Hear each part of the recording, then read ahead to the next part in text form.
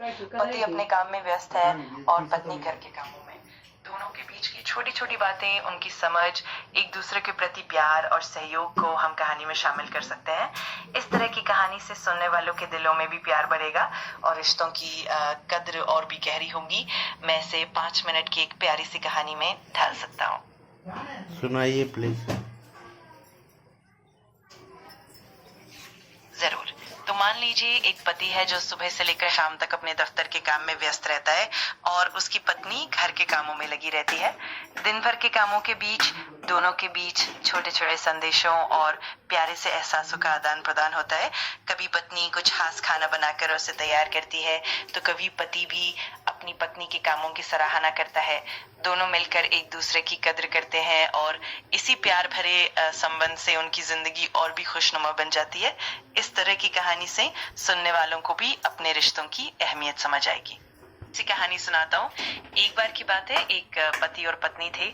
पति सुबह से शाम तक अपने काम में व्यस्त रहता और पत्नी घर के कामों में। एक दिन पत्नी ने पति के लिए उसका पसंदीदा खाना बनाकर टेबल पर रखा। पति जब घर आया तो उसने न सिर्फ खाना खाया बल्कि पत्नी के काम की सराहना भी की। इसी तरह दिन भर की छोटी छोटी बातों से उनका प्यार और गहरा हो जाता। धीरे धीरे इन प्यारी प्यारी बातों से उनके रिश्ते में समझ और विश्वास और भी बढ़ता चला जाता था। इसी तरह एक दूसरे के लिए समझ और प्यार से उनका रिश्ता और भी मधुर हो गया। यही कहानी हमें ये सिखाती है कि छोटी छोटी बातें भी रिश्तों को मजबूत बनाती हैं। बिल्कुल सही बात है। बच्चों के साथ इसे जोड़ने के लिए हम कहानियों को और भी रोचक और इंटरैक्टिव बना सकते हैं। जैसे कि हम उन्हें कहानी के बीच बीच में कुछ सवाल पूछ सकते हैं या फिर कहानी में छोटे छोटे किरदारों को शामिल करके उन्हें भी एंगेज कर सकते हैं। इस तरह बच्चे भी मोबाइल पर ध्यान देते हुए कहानी का मजा ले पाएंगे और उनके बीच भी प्यार और समझ बढ़ेगी। हाँ बिल्कुल, हम कुछ मजेदार और इंटरैक्टिव तरीके अपना सकते हैं। मान लीजिए हम उन्हें कुछ ऐसी कहानियां सुनाएं जिनमें सीखने और खेल का मिश्रण हो। हम उन्हें छोटे छोटे इनाम या स्टिकर्स देकर मोटिवेट कर सकते हैं जब वो पढ़ाई में ध्यान देते हैं।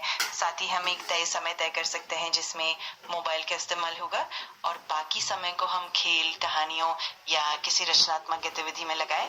इस तरह बच्चे भी अपनी पढ़ाई में मन लगाएंगे और मोबाइल का इस्तेमाल भी संतुलित रहेगा।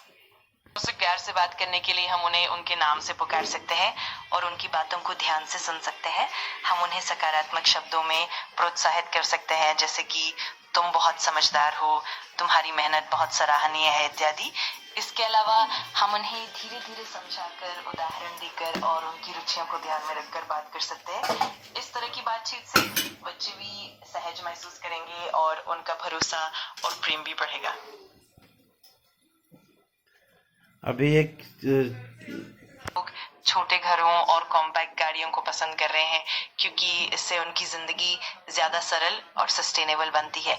इन छोटे घरों में कम जगह में भी सारी जरूरी सुविधाएं होती है और छोटी गाड़ियां भी पर्यावरण का ध्यान रखती हैं। इससे न सिर्फ खर्च कम होता है बल्कि जीवन शैली भी सरल और संतुलित हो जाती है। इसी तरह हम इस पर और गहराई से बात कर सकते हैं। में भौतिक साधनों की उपलब्धता होने के बावजूद मन की शांति और मानसिक सुख की कमी रहती है। हम इस पर बात करेंगे कि कैसे हम आपसी संबंधों, आत्मनिरीक्षण और सरल जीवन शैली के माध्यम से मन की शांति पा सकते हैं। इस तरह के संदेश से हम ये समझ सकते हैं कि भौतिक वस्तुओं से अधिक मानसिक और भावनात्मक समृद्धि जरूरी है। मैं इस तरह का एक छोटा सा स्क्रिप्ट करता हूँ। स्क्रिप्ट: मन के दौर में जब हमारे पास भौतिक सुविधाएं भरपूर है तभी मन में एक खालीपन और उदासी बनी रहती है। हम अक्सर सोचते हैं कि ज्यादा पैसे या ज्यादा चीजें हमें खुश कर देंगी, लेकिन असली सुख तो मन की शांति में छिपा होता है। हमारी जिंदगी में जब हम आत्मनिरीक्षण करें, अपने संबंधों को गहराई से महसूस करें और सरलता को अपनाएं, तब हम सच में मानसिक सुख पा सकते हैं। इस सफर में हमें समझना होगा कि भौतिक चीजों से बढ़कर हमारे विचार, भावनाएं और संबंध ही असली संपत्ति है। इस तरह हम अपने मन को शांत और खुशहाल बना सकते हैं और सच्ची खुशी की ओर कदम बढ़ा सकते हैं। इस तरह की बातों से हम लोगों को एक सकारात्मक दिशा दिखा सकते हैं। मुझे उम्मीद है कि ये आपकी मदद करेगा। भी मन में खालीपन बना रहता है। हम बात करेंगे आत्मनिरीक्षण, संबंधों की अहमियत और सरल जीवन शैली की। इस तरह से हम एक प्रेरक और दिल को छू लेने वाली बातचीत तय करेंगे। मैं इसे जल्द ही पूरा कर लूंगा। कुछ आज के समय में जब हमारे पास भौतिक सुविधाएं प्रचुर मात्रा में है, तब भी मन में एक खालीपन और उदासी बनी रहती है।